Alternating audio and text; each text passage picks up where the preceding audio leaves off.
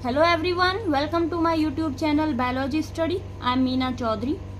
तो आज हमें स्टार्ट करना है हमारा new chapter environmental issues and हमारी क्लास 12th बायोलॉजी का भी लास्ट चैप्टर 16। ठीक है, जो आज हमारी एनसीईआरटी के लगभग सारे चैप्टर कंप्लीट हो चुके हैं और ये लास्ट चैप्टर है, इसको भी हम लोग 2-4 दिन में कंप्लीट कर देंगे। ठीक है, इससे पहले हमारा चैप्टर 15 कंप्लीट किया था हमने, बायोडाइवर्सिटी एंड कंजर्वेशन, एंड आज पढ़ने वाले हैं हम एनवायरमेंटल इश्यूज। तो एनवायरमेंटल इश्यूज का क्या मतलब है? एनवायरमेंट मतलब हमारा आसपास का पर्यावरण, इश्यूज होते हैं प्रॉब्लम्स। ठीक है, यानी कि हमारे एनवायरमेंट में कुछ प्रॉब्लम्स हैं, कुछ पॉल्यूटेंट्स हैं जो कि क्या कर रहे हैं, कुछ हार्मफुल इफेक्ट्स दिखा रहे हैं। ठीक है, तो जो हमारी अर्थ है वो आजकल क्या कर रही है, बहुत ज़्यादा सफ़र कर रही है, उसको बहुत प्रॉब्लम्स हो रही हैं। ये जो एनवायरमेंटल प्रॉब्लम्स हैं, पॉल्यूशन है, इससे हमें क्या करना है, हमारे एनवायरनमेंट को बचाना है। तो हमें अपने एनवायरनमेंट को कैसे बचाना है, कैसे सेव करना है, वो सब हम इस चैप्टर में पढ़ेंगे, सीखेंगे। ठीक है, तो स्टार्ट करते हैं। Human population size has grown enormously over the last 100 years. Means कि जो हमारी पॉपुलेशन है उसका साइज क्या होता जा रहा है, लगातार बहुत तेजी से ग्रो होता जा रहा है, बढ़ता जा रहा है लास्ट जो 100 ईयर्स हैं उनमें। ठीक है, जो लास्ट 100 ईयर्स हैं उनमें हमारा तेजी से क्या हो रहा है, पॉपुलेशन इंक्रीज हो रही है। And this means increase in demand for food, water, home, electricity, roads, automobiles and numerous other commodities. तो जैसे ही हमारी जो पॉपुलेशन है उसका साइज बढ़ेगा तो जाहिर सी बात है कि जो डिमांड है हमारे फूड, वाटर, इलेक्ट्रिसिटी, इन सब की डिमांड भी बढ़ेगी। ठीक है, क्योंकि इनकी ज़रूरत क्या होगी, जैसे हर इंसान को इन सब की ज़रूरत होती है, तो पॉपुलेशन साइज बढ़ेगा तो इनका भी जो डिमांड है वो बढ़ेगी। ठीक है, कमोडिटीज़ का मतलब होता है बेसिक रिक्वायरमेंट्स या फिर बेसिक ज़रूरतें, नीड्स। ठीक है, तो यही मतलब है कि अगर पॉपुलेशन बढ़ेगी, इंक्रीज होगी, तो जो डिमांड्स हैं, नीड्स हैं उनकी, वो भी बढ़ेंगी, खाने की, पानी की, ठीक है, रहने की। These demands are exerting tremendous pressure on our natural resources and are also contributing to pollution of air, water and soil. तो जैसे क्या हो रहा है, ये डिमांड्स बढ़ रही हैं तो इनकी वजह से क्या होगा, जो हमारे नेचुरल रिसोर्सेज है ना, उन पे भी क्या होगा, बहुत ज़्यादा प्रेशर बढ़ जाएगा। नेचुरल रिसोर्स क्या है, जैसे कि एयर, वाटर, सॉइल, ये सब। ठीक है, तो इनकी डिमांड बढ़ने की वजह से क्या होगा, नेचुरल रिसोर्सेज पे प्रेशर बढ़ेगा, क्योंकि हम जो नेचुरल रिसोर्सेज हैं उनका बहुत ज़्यादा यूज़ करना शुरू कर देंगे। जैसे कि कोल है, ऑयल है, फॉरेस्ट है, इन सब का हम लोग ज़्यादा यूज़ करेंगे, तो उन पे क्या होगा, प्रेशर बढ़ेगा। And the needs of our is to check the degradation and depletion of our precious natural resources and pollution without halting the process of development. तो फिर इसका क्या मतलब है कि जो आज का टाइम है उस पर हमें क्या ज़रूरत है, जो हमारे नेचुरल प्रेशर्स है ना, इसको अब कम करने की ज़रूरत है। ठीक है, हेल्टिंग मतलब इसको, जो प्रोसेस ऑफ डेवलपमेंट है ना, इसको रोके बिना। ठीक है, तो बिना प्रोसेस ऑफ डेवलपमेंट को रोके बिना, यानी कि डेवलपमेंट तो हो रहा है उसको चलने दो, लेकिन जो ये नेचुरल प्रेशर है, नेचुरल रिसोर्सेज है, इनके ऊपर जो प्रेशर है उसको कम करना है। ठीक है, pollution is any undesirable change in its physical, chemical or biological characteristics of air, land, water or soil.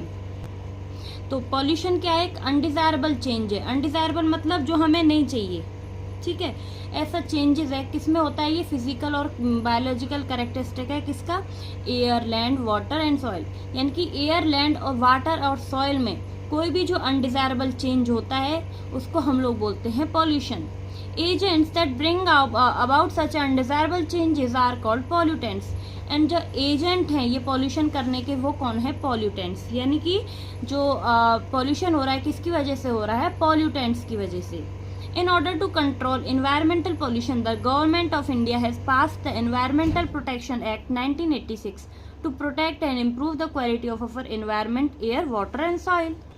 तो क्या हुआ था, ये जो पॉल्यूटेंट्स हैं इनको कम करने के लिए, इनको कंट्रोल करने के लिए जो हमारी गवर्नमेंट है उसने क्या किया, एक एक्ट पास किया। वो कौन सा था, एनवायरमेंटल प्रोटेक्शन एक्ट 1986 में।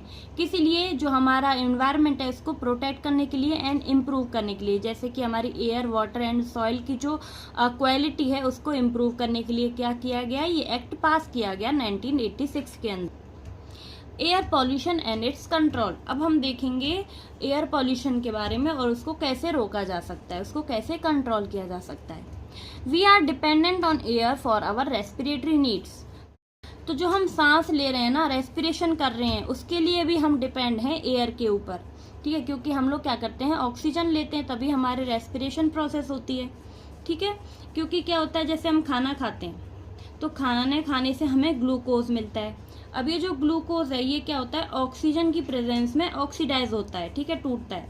तो फिर ऑक्सीडाइज होने के बाद बनती है एटीपी। एटीपी क्या होती है, एनर्जी, ठीक है। तो ओवरऑल हम किसके लिए डिपेंड हैं, एनर्जी के लिए हमारा जो एयर है उसके ऊपर डिपेंड है, ठीक है। Air pollutants cause injury to all living organisms.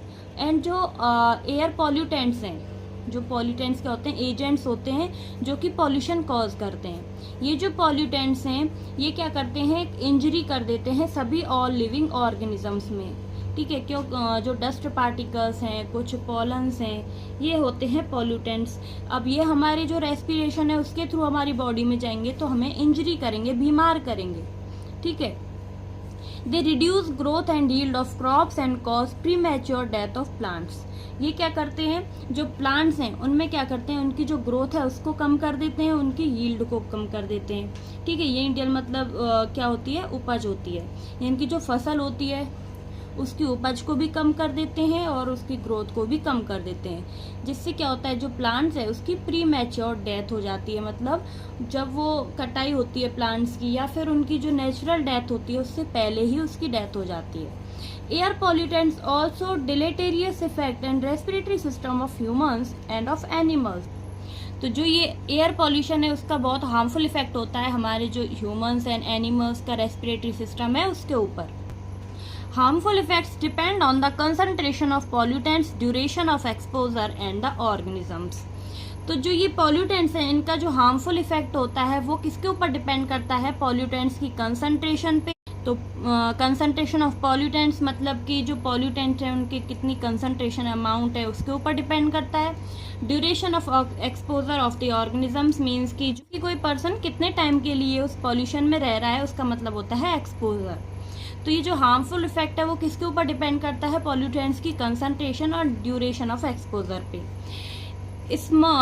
Smokestacks of thermal power plant, smelters and other industry release particulate and gaseous air pollutants together with harmless gases such as nitrogen, oxygen, etc. तो जो smoke stacks है means की जो chimney है, ठीक है, chimney thermal power plants की, या फिर स्मेल्टर्स हैं। स्मेल्टर्स क्या होते हैं, ऐसी फैक्ट्रीज होती हैं जहाँ पे स्मेल्टिंग प्रोसेस की जाती है, ठीक है। स्मेल्टिंग प्रोसेस क्या होता है, जिसमें जैसे मेटल्स हैं, ठीक है, मेटल को क्या करते हैं, ओर से निकाला जाता है, एक्सट्रैक्ट किया जाता है, उनको हम लोग बोलते हैं स्मेल्टिंग प्रोसेस, ठीक है। तो जो स्मेल्टर्स हैं और भी जो इंडस्ट्रीज हैं वो क्या करती हैं, ये जो हार्मफुल पार्टिकुलेट मैटर्स हैं, पार्टिकुलेट मैटर्स क्या होते हैं, जो स्मॉल माइक्रोस्कोपिक पार्टिकल्स होते हैं ना, इनको बोलते हैं पार्टिकुलेट मैटर, जो पॉल्यूटेंट्स के होते हैं। ये सॉलिड भी होते हैं एंड लिक्विड भी होते हैं, ठीक है, हैजार्डियस होते हैं ये थोड़े। तो ये जो पार्टिकुलेट मैटर है, कुछ को गैसियस एयर पॉल्यूटेंट्स हैं, इनके साथ साथ जो हार्मलेस गैसेज हैं जैसे नाइट्रोजन, ऑक्सीजन, ये सब किससे निकलते हैं, इन जो चिमनीज हैं, स्मेल्टर्स हैं, इन सब से, ठीक है। And these pollutant must be separated, filtered out before releasing the harmless gases into the atmosphere. And जो ये पॉल्यूटेंट्स हैं इनको क्या किया जाता है, सेपरेट किया जाता है, फिल्टर किया जाता है, ठीक है। जैसे ही ये एटमॉस्फेयर में रिलीज होते हैं ना उससे पहले, तो किस किस के अंदर होता है, ये स्क्रबर और इलेक्ट्रोस्टैटिक प्रेसिपिटेटर की हेल्प से क्या करते हैं, हम इन पॉल्यूटेंट्स को सेपरेट करते हैं, फिल्टर कर देते हैं, ताकि फिर क्या होता है, जो हार्मफुल गैसेस होती है ना इनको एक जगह इकट्ठा कर लिया जाता है, और जो हार्मलेस गैसेस हैं, ठीक ठाक जो सही गैसेस हैं जो हार्म नहीं पहुंचाती हैं, उनको फिर क्या करते हैं, एटमॉस्फेयर में रिलीज कर देते हैं। तो अब जो ये हार्मफुल गैसेस हैं जो कि चिमनी वगैरह से निकल रही हैं, थर्मल पावर प्लांट वगैरह से, इनको क्या करना पड़ेगा, हार्मफुल गैसेस को या फिर पॉल्यूटेंट्स को हटाना पड़ेगा, और जो हार्मलेस गैसेस हैं उनको एटमॉस्फेयर में डालेंगे फिर। तो ये किसकी हेल्प से होगा, इलेक्ट्रोस्टैटिक प्रेसिपिटेटर की हेल्प से। तो यहाँ पे मैं समझाती हूँ आपको इलेक्ट्रोस्टैटिक प्रेसिपिटेटर में हो क्या रहा है इसमें, ठीक है। तो ये जो इलेक्ट्रोस्टैटिक प्रेसिपिटेटर है इसमें ये कहा है, नीचे जो है वो कलेक्शन प्लेट है, ठीक है, ये नीचे ग्राउंडेड होती है, मतलब ज़मीन में होती है, कौन सी, कलेक्शन प्लेट, ठीक है। यहाँ पे ये नेगेटिवली चार्ज वायर प्रेजेंट होती हैं, ये जो नेगेटिवली चार्ज वायर है इनसे क्या होता है, ये जो कोरोना है वो डिस्चार्ज होता है। ये कोरोना क्या होता है, नेगेटिवली होता है। तो ये जो नेगेटिव है ये क्या करेगा, यहाँ पे जैसे ही ये वायर में क्या होगा, ये कोरोना डिस्चार्ज होंगे तो यहाँ पे जो डस्ट पार्टिकल प्रेजेंट है ना, ये जो डस्ट पार्टिकल प्रेजेंट हैं ये कैसे हो जाएंगे, नेगेटिवली चार्ज हो जाएंगे। ठीक है, क्योंकि ये नेगेटिवली चार्ज जो कोरोना है वो इनसे चिपक जाएगा, तो ये जो डस्ट पार्टिकल हैं वो कैसे हो जाएंगे, नेगेटिव। फिर क्या होगा, ये जो डस्ट पार्टिकल्स हैं वो क्या मूव करेंगे, एयर की साइड। ठीक है, तो मूव करने से क्या होगा, यहाँ पे जो ये positively charge collection plate present है ना, इसकी तरफ ये जो डस्ट पार्टिकल्स हैं ये अट्रैक्ट हो जाएंगे। ठीक है, तो ये क्या होगा, जो नेगेटिवली चार्ज डस्ट पार्टिकल्स हैं ये कलेक्शन प्लेट की तरफ अट्रैक्ट होंगे, जिससे क्या होगा, यहाँ से जो बची हुई अच्छी एयर है वो कहाँ से यहाँ पे निकल जाएगी। इसको हम बोलते हैं क्लीन एयर। ठीक है, क्योंकि डस्ट पार्टिकल थे वो तो नीचे आ गए, यहाँ पे जमा हो गए ग्राउंड में, और जो यहाँ से एयर निकल रही है वो कैसी निकल रही है, अब क्लीन एयर निकल रही है। ठीक है, तो ऐसे क्या हो जाती है, फिर यहाँ पे ये जो एटमॉस्फेयर में एयर जाएगी वो कैसी जाएगी, हार्मलेस एयर जाएगी। ठीक है, तो क्या होता है, ये जो इलेक्ट्रोस्टैटिक प्रिसिपिटेटर है ना, इसके अंदर जो 99% जो पॉल्यूटेंट्स हैं वो तो निकल जाते हैं, लेकिन 1% क्या होते हैं, अभी भी रह जाते हैं, क्योंकि वो बहुत ज़्यादा स्मॉल साइज़ के होते हैं, इसीलिए वो नहीं निकल पाते हैं इस इलेक्ट्रोस्टैटिक जो प्रिसिपिटेटर है इसके अंदर। ठीक है, अब दूसरा जो मेथड है जिससे हम लोग क्लीन एयर करते हैं वो कौन सा है, स्क्रबर। ठीक है, तो स्क्रबर में ये क्या है, डर्टी एयर जाती है यहाँ से, जिसके अंदर क्या है, SO2 प्रेजेंट है। ठीक है, ये सल्फर डाइऑक्साइड कैसी होती है, हार्मफुल गैस होती है। तो जैसे ही डर्टी एयर यहाँ पे जाएगी स्क्रबर के अंदर, तो डर्टी एयर तो यहाँ से चली गई जिसके अंदर सल्फर डाइऑक्साइड प्रेजेंट थी। यहाँ पे क्या करते हैं हम, जो लाइम स्प्रे है या फिर वाटर स्प्रे है वो करते हैं, जिससे क्या होता है, ये जो सल्फर डाइऑक्साइड है ना वो किससे अट्रैक्ट हो जाती है, स्लाइम वाटर से अट्रैक्ट हो जाती है। ठीक है, यानी कि अब ये क्या बन गई, कैल्शियम सल्फेट। ठीक है, CaSO4।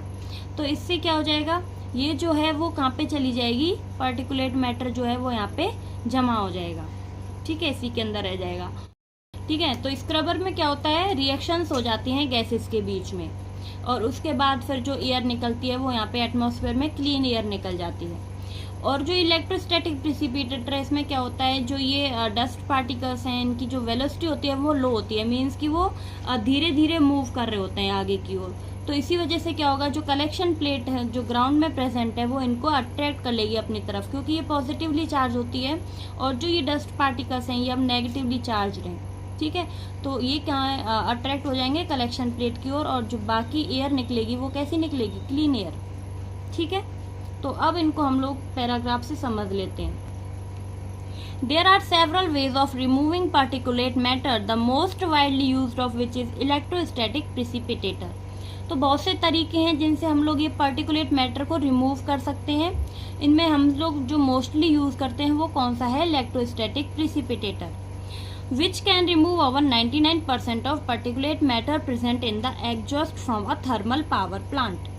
तो ये क्या करता है, रिमूव करता है 99% पार्टिकुलेट मैटर को। ये जो पार्टिकुलेट मैटर ये कहाँ एग्जॉस्ट होते हैं, कहाँ से निकलते हैं, थर्मल पावर प्लांट से।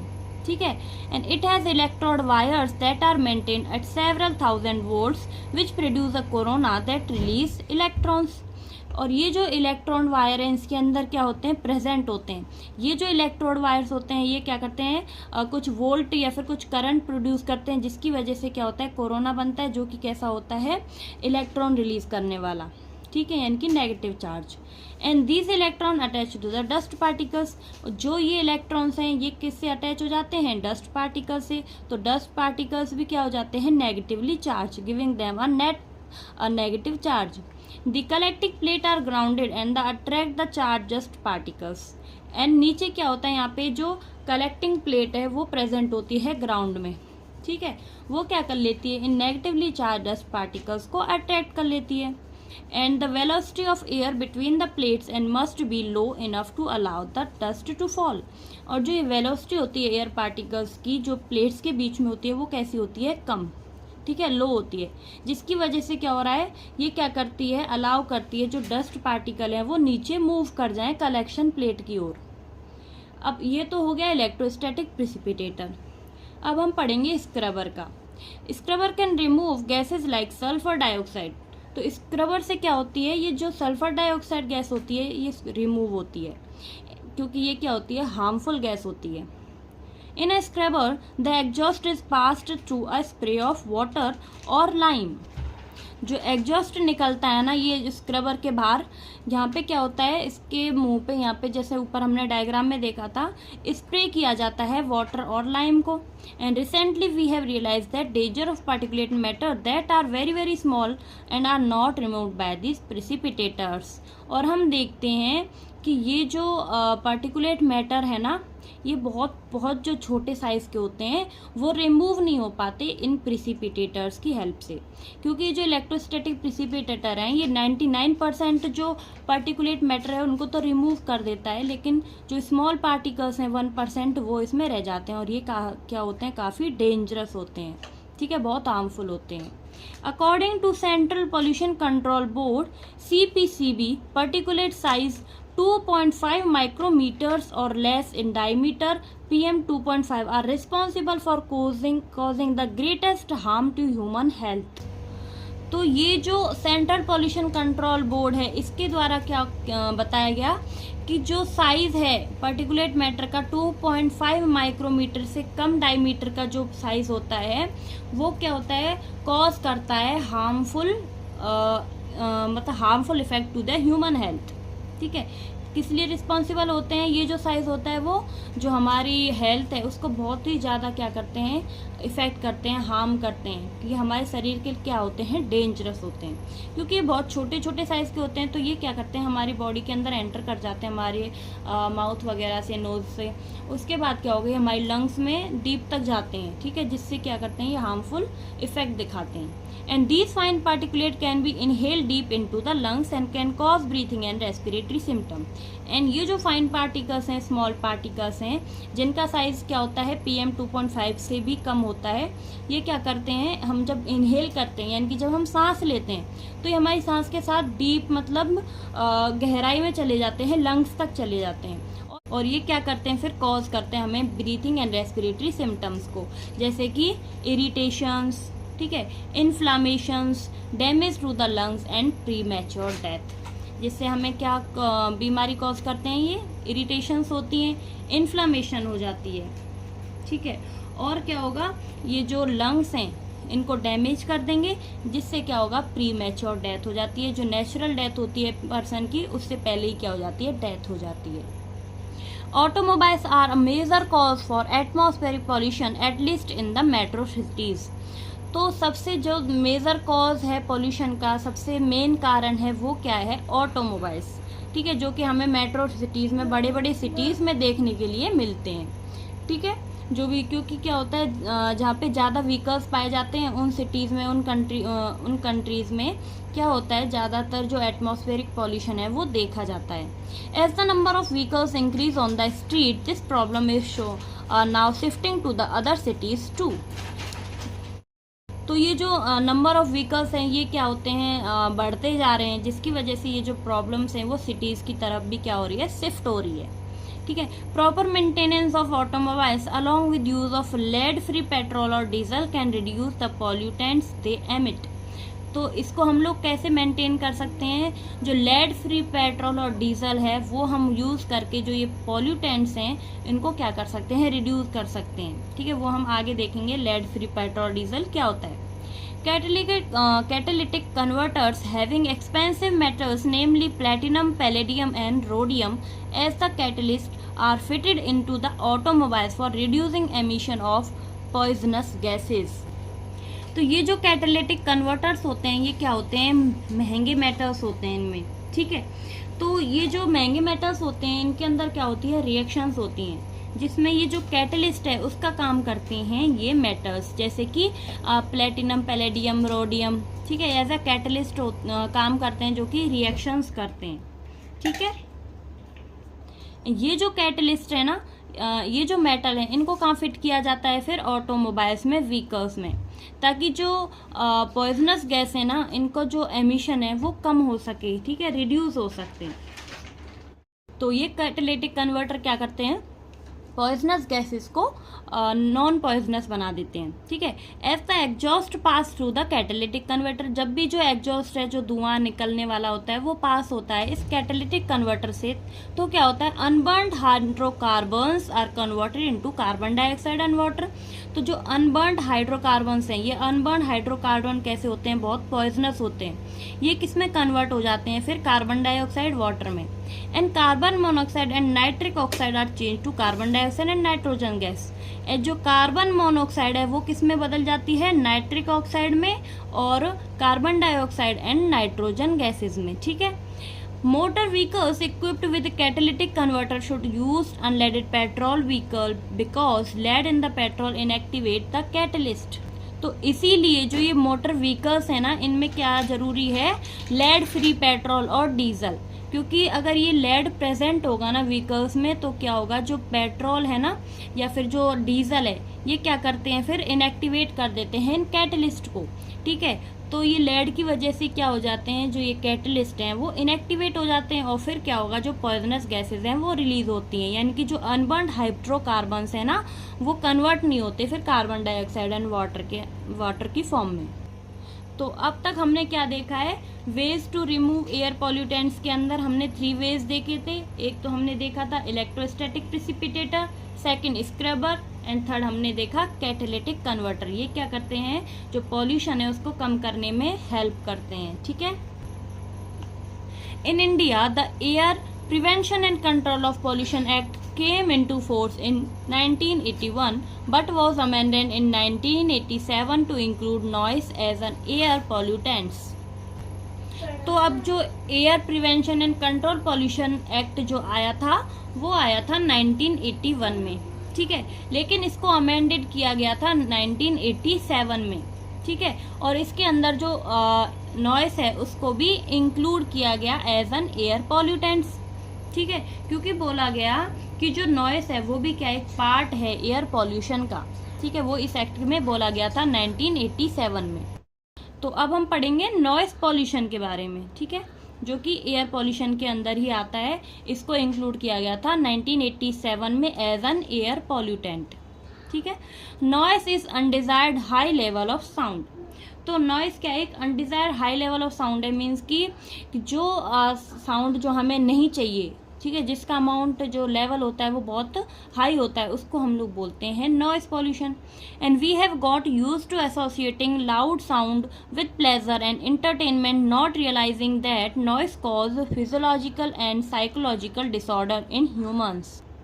तो हम क्या करते हैं, हम यूज़ करते हैं ये जो लाउड साउंड है उसको हमारा प्लेजर की फॉर्म में, एंटरटेनमेंट के लिए, लेकिन हमें ये रियलाइज़ नहीं करते कि ये जो नॉइस है ये किसको कॉज करती है, हमारे जो साइकोलॉजिकल एंड जो फिजियोलॉजिकल डिसऑर्डर्स हैं ह्यूमंस के अंदर, वो कॉज करने में कौन हेल्प करती है, नॉइस पॉल्यूशन, ठीक है। The bigger in the city the bigger the function the greater the noise, ठीक है। अब जो बड़े बड़े सिटीज होते हैं उनमें क्या होते हैं, बड़े बड़े फंक्शंस होते हैं, बड़े फंक्शन होंगे तो जो नॉइस है वो भी ज़्यादा ही होगी, है ना। A brief exposure to extremely high sound level 150 decibel और more generated by take off jet plane और रॉकेट में damage ear drum, thus permanently impairing hearing ability. तो जो नॉर्मल हमारे जो साउंड की जो लेवल होता है वो नॉर्मल हम लोगों का होता है लगभग 30 to 60 डेसिबल, ठीक है। लेकिन जो साउंड अगर 80 डेसिबल से ज़्यादा है या फिर 140 डेसिबल से ज़्यादा हो जाता है, वो कैसा हो जाता है, अनडिज़ायरेबल, ठीक है, जो कि हम लोग सहन नहीं कर पाते। अगर 140 डेसिबल से साउंड ज़्यादा होगा तो हम उसको सहन नहीं कर पाते हैं, ठीक है।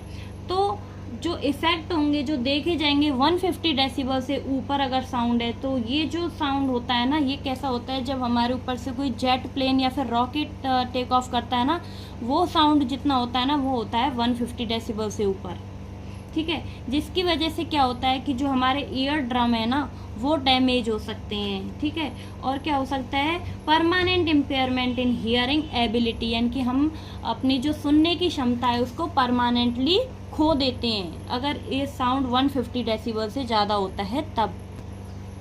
Even chronic exposure to a relatively lower noise level of cities may permanently damage hearing beat altered breathing pattern, thus considerably stressing humans. तो छोटा जो एक्सपोजर है ना साउंड का, नॉइस के लेवल का, वो भी क्या कर सकता है, हमारी जो डैमेज कर सकता है हियरिंग एबिलिटीज को परमानेंटली, ठीक है। यानी कि हम क्या कह सकते हैं कि जो नॉइस है ना वो ज़्यादा भी खतरनाक है और कम भी, ठीक है, दोनों ही हार्मफुल हो सकती हैं, जिससे क्या होता है ह्यूमंस में स्ट्रेस को भी प्रोड्यूस करते हैं ये चीज़ें। जो नॉइस पॉल्यूशन है इससे क्या होता है ह्यूमंस में स्ट्रेस भी होता है, ठीक है। तो अब जो ये नॉइस पॉल्यूशन है इसकी वजह से क्या क्या हो सकता है, स्लीपलेसनेस, ठीक है। तो क्या क्या इफेक्ट है इसके, स्लीपलेस है यानी कि सोना मतलब नींद नहीं आना, ठीक है। इंक्रीज्ड हार्ट बीट यानी कि हार्ट बीट बढ़ जाना। अल्टर्ड ब्रीथिंग पैटर्न यानी कि जो हमारा ब्रीथिंग पैटर्न है यानी कि हमारे जो सांस लेने के जो तरीके हैं उनमें चेंजेस आ जाना, ठीक है। तो ये क्या कर सकते हैं। और जो ह्यूमन स्ट्रेस है वो, तो ये किसकी वजह से होता है, नॉइस पॉल्यूशन की वजह से। जो लाउड नॉइस पॉल्यूशन है उसकी वजह से भी होता है, जो नॉइस यानी कि हाई लेवल ऑफ साउंड की वजह से या फिर लो लेवल ऑफ साउंड की वजह से भी, ठीक है। तो ये नॉइस पॉल्यूशन है इसके सोर्स क्या हो सकते हैं, कहाँ कहाँ से ये हो सकता है, जैसे कि इंडस्ट्रीज हैं, ठीक है, वहाँ से ये साउंड प्रोड्यूस होता है। रॉकेट हैं, टैंक्स हैं, या फिर रेडियो है, लाउड स्पीकर्स हैं, ट्रक, बस, क्रैकर्स, ये सब क्या करते हैं, नॉइस पॉल्यूशन करते हैं, ठीक है। Considering the many dangerous effect of noise pollution, can you identify the unnecessary source of noise pollution around you which can be reduced immediately without any financial loss to anybody. तो जब हम अपने आसपास देखें तो क्या ऐसे कोई जो नॉइस पॉल्यूशन के सोर्स प्रेजेंट हैं जो कि अननेसेसरी साउंड प्रोड्यूस कर रहे हैं, या फिर जिनको हम बंद भी कर दें तो उनसे कोई नुकसान हो सकता है हमें। तो ये क्या एक क्वेश्चन है, ठीक है। Reduction of noise in our industries can be affected by use of sound absorbent material और by the muffling noise.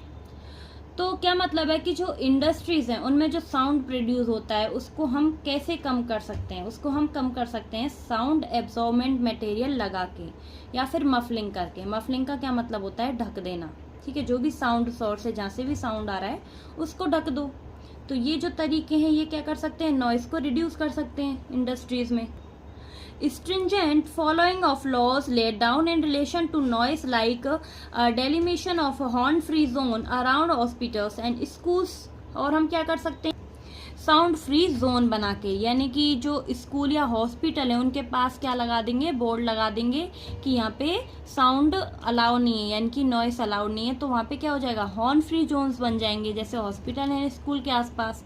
Permissible sound level of crackers end of loud speakers, यानी कि जो क्रैकर्स एंड लाउड स्पीकर्स हैं उनको क्या कर रहे हो, जो परमिशन है वो उनको देने के लिए, यानी कि कोई टाइम फिक्स कर दो कि जैसे कि हम देखते हैं ना जो लाउड स्पीकर है ना, जैसे timing after which loud speaker can not be played, यानी कि जो लाउड स्पीकर है उनको टाइम दे दो कि इसके बाद, यानी कि जैसे हमने दे रखा है कि 10 बजे के बाद जो लाउड स्पीकर है वो अलाउड नहीं है प्ले करना, ठीक है। Need to be enforce to protect our self from the noise. तो इन सब की जरूरत है हमें अपने आप को बचाने के लिए इस नॉइस पॉल्यूशन से। तो ये क्या थे, कुछ तरीके थे कि जिससे हम लोग नॉइज पॉल्यूशन को रिड्यूस कर सकते हैं, जैसे कि साउंड एब्जॉर्बेंट लगाकर, या फिर साउंड फ्री जोन्स बना के, या फिर अकोस्टिक जोन बना के, जिसमें क्या होता है जो नॉइस पॉल्यूशन होता है, नॉइस लेवल होता है वो कैसा होता है, परमिसेबल, ठीक है।